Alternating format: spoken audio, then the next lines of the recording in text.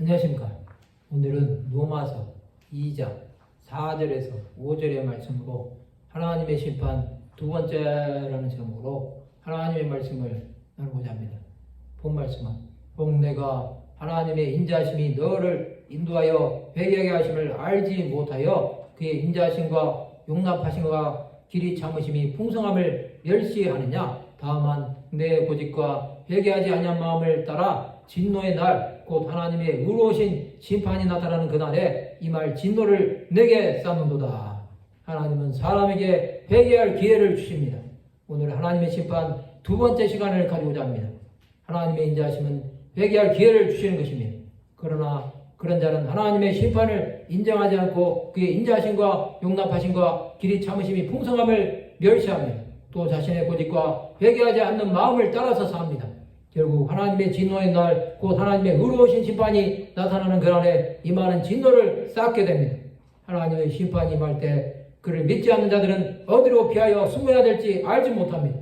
소돔과 고모라 멸망 때에 노세처는 뒤를 돌아보다가 소금기둥이 됨으로 심판을 받았습니다. 그는 세상에 썩어질 것들을 바라보다가 멸망을 당한 것입니다. 예수 그리스도를 박해했던 대제사장들과 서기관들, 장로들, 바리새인들은 하나님의 진노를 산 자들이 되었습니다. 자신은 하나님을 믿노라 하면서도 정작 예수 그리스도를 박해하는 자들이 있습니다. 이들은 자신들이 무엇을 하는 자인지도 모릅니다. 빌립보서 3장 19절에 보면 그들의 마침은 멸망이요 그들의 신은 배요 그 영광은 그들의 부끄러움에 있고 땅의 일을 생각하는 자라. 하나님으로부터 택함을 받지 않는 자들은 하나님의 심판이 임함을 믿지 않습니다. 그들은 이 땅이 영원할 것이라는 착각을 합니다. 또 자신이 죽더라도 그것으로 끝난다고 생각합니다. 그런 자들에게 임하는 심판은 견딜 수 없는 고통이 될 것입니다. 지옥은 영원히 꺼지지 않는 불못입니다.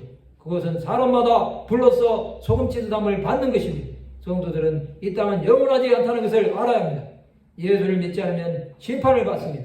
그것은 자신이 받기 싫다고 받지 않는 것이 아닙니다. 누구든지 행한 일대로 하나님의 심판대 앞에 서는 것입니다. 그래서 이 땅에서의 남은 시간이 중요한 것입니다. 이 시간을 놓쳐버리면 더 이상의 기회는 없습니다. 죽고 나서는 영생으로 들어가느냐 영불로 들어가느냐로 갈라집니다. 하나님의 심판을 받는 자들은 사탄을 따르다가 영원한 형벌에 들어가게 될 것입니다.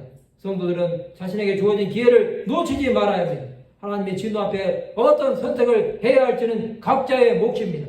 성도 여러분, 교회만 다니고 예수를 믿지 않는다면 이제 지나간 과거의 모든 죄를 다 회개하고 예수 앞에 돌아오시기 바랍니다.